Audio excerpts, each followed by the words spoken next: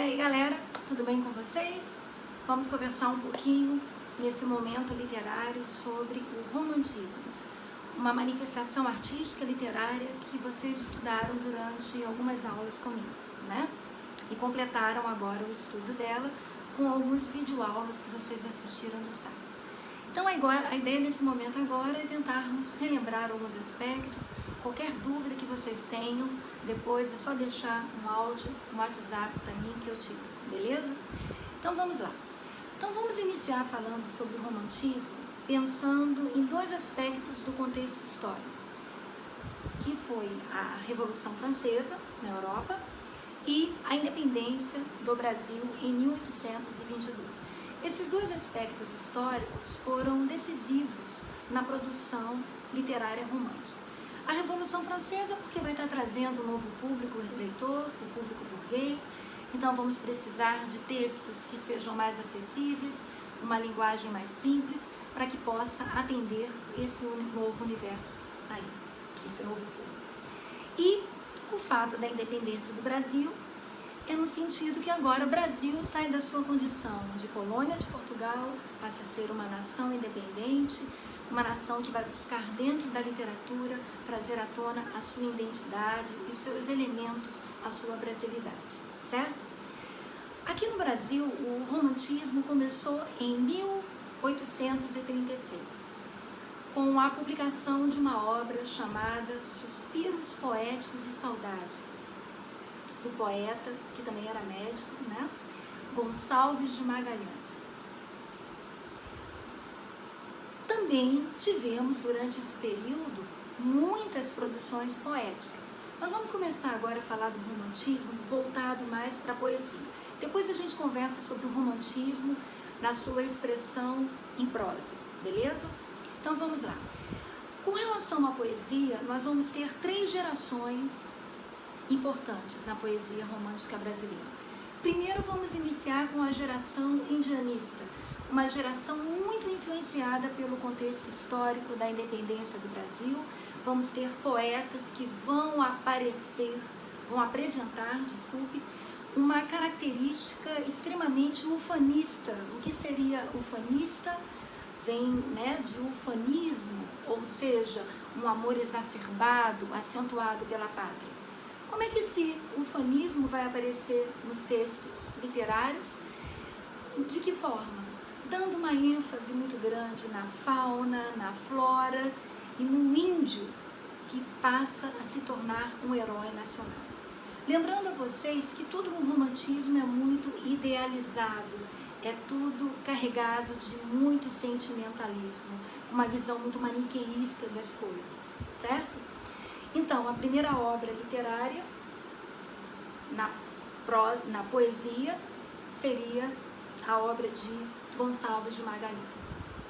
Junto com ele, vamos ter um outro poeta de destaque nessa primeira geração. Então, a primeira geração da poesia romântica, geração indianista, geração nacionalista, temos a figura de Gonçalves de Magalhães, o seu inaugurador, e temos o grande nome que é Gonçalves Dias, que escreveu aquele poema super conhecido por vocês, que a matemática faz até uma paródia com ele, Canção de Exílio, em que ele começa: minha terra tem palmeiras, onde canta o sabiá. As aves que aqui gorjeiam não gorjeiam como lá. Ele coloca tudo no Brasil como superior.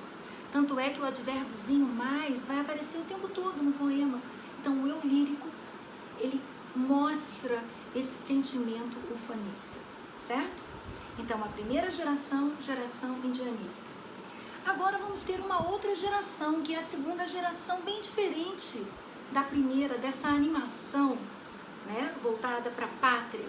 É a geração do escapismo, da fuga da realidade, uma geração altamente sentimental, pessimista, que é a geração ultrarromântica. Então, a segunda geração da poesia romântica, ela pode receber 3 nomes: geração ultrarromântica, geração byroniana, por causa da influência do Lord Byron, lembra? Aquele poeta inglês, os poetas brasileiros bebiam muito na poesia dele. Então, e também geração mal do século, ela recebe esses 3 nomes. nós temos um grande expoente dessa geração, que é o poeta Castro. Castro? Não, o poeta Álvares de Azevedo, que morreu antes de completar 21 anos. Um livro muito famoso dele de poemas é Lira dos 20 anos, certo? Então, Castro, não. Álvares de Azevedo é o nosso poeta da segunda geração. E tivemos depois a terceira geração da poesia romântica, uma geração meio que pré-realista, que é conhecida como geração condoreira. Condoreira do pássaro, condor, símbolo de liberdade. É uma geração muito voltada para aspectos sociais, que vai tratar muito da questão da escravidão, da abolição. Vamos só deixar uma ressalva. O grande nome dessa geração é o poeta Castro Alves, conhecido como poeta dos escravos, mas ele não escreveu apenas poemas falando sobre as questões abolicionistas, beleza? Também escreveu poemas de amor que tinham até mesmo uma nuance diferente dos outros poemas, que não eram tão idealizados, eram mais o aspecto carnal presente, certo? Vamos pegar, já que estamos falando de literatura, vamos tentar pensar um pouquinho no poema Navio Negreiro, que é a grande expressão de Castro Alves. Esse poema é interessante porque ele faz uma denúncia social. O próprio início do poema começa: era um sonho dantesco, Tombadilho. Tá vendo? Dantesco, Dante, um sonho infernal. Tombadilho, a parte onde os negros eram colocados. Tem uma outra parte do poema que diz: tinir de ferros, estalar de açoite. Legiões de homens negros como a noite, horrendos a dançar. Dançar porque estavam presos nas correntes, né? A embarcação sacudia. Tem uma outra parte que fala: negras mulheres suspendendo as tetas, magras crianças cujas bocas pretas rega o sangue das mães. Olha só. Uma outra parte que tem uma denúncia aí no meio desses versos, que dá pra gente, mesmo de forma tácita, imaginar o que isso seja. Quando diz assim: outras moças mais nuas, espantadas no turbilhão de espectros, arrastadas em ânsia e mágoa vãs. Não dá para sugerir a questão um pouco do estupro aí? E tem uma outra parte que essa geração não era com aquela visão tão ufanista como a primeira, né? É uma parte do poema que dá para a gente perceber uma crítica à nação brasileira, quando diz assim: existe um povo que a bandeira empresta para cobrir tanta infâmia e covardia. Meu Deus, mas que bandeira é esta? Percebeu a crítica? Então a poesia de Castro Alves era uma poesia muito forte, né? Uma oratória muito forte.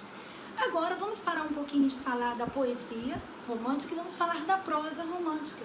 A prosa romântica, ela surge com os folhetins. Ela vai surgindo dentro da imprensa. São prosas, né? O que é prosa? É um texto escrito com linhas corridas, parágrafos. Notamos nesse momento o surgimento do romance. O que seria romance? Seria uma narrativa que apresenta aqueles elementos que nós já sabemos: enredo, personagens, tempo, espaço, foco narrativo. Vamos começar agora a ter uma produção da prosa romântica, do romance brasileiro muito grande. Um nome que a gente pode destacar, um grande prosador, que tanto escreveu os romances indianistas, romances históricos, romances regionalistas e urbanos, foi José de Alencar.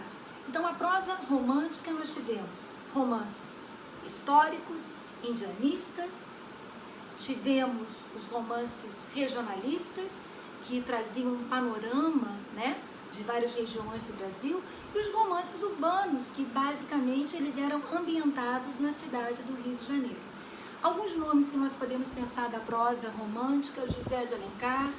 Podemos pensar num escritor que escreveu um romance muito atípico para a época, lembra que nós estudamos, que foram sobre as memórias do Sargento de Milícias, né, do Manuel.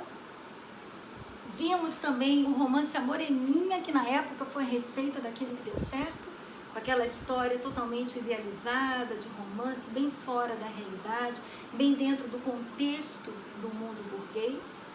Tivemos romances regionalistas como Inocência, né, do Visconde de Toné, que traz um pouco o cenário de Mato Grosso. Então, a prosa romântica foi uma prosa muito rica. Agora, nunca esqueçam de ter isso em mente. A prosa romântica, ela, de uma certa forma, ela servia aos interesses do público burguês. Ela retratava um pouco, principalmente o romance urbano, a estrutura dessa nova, né, desse novo público leitor. Então é isso, gente. Ficamos por aqui. Lembrando, poesia romântica com as suas 3 gerações, geração indianista, ultrarromântica e condoreira, e a prosa romântica com os romances indianistas, históricos, regionalistas, urbanos. Um beijo para vocês, até a próxima.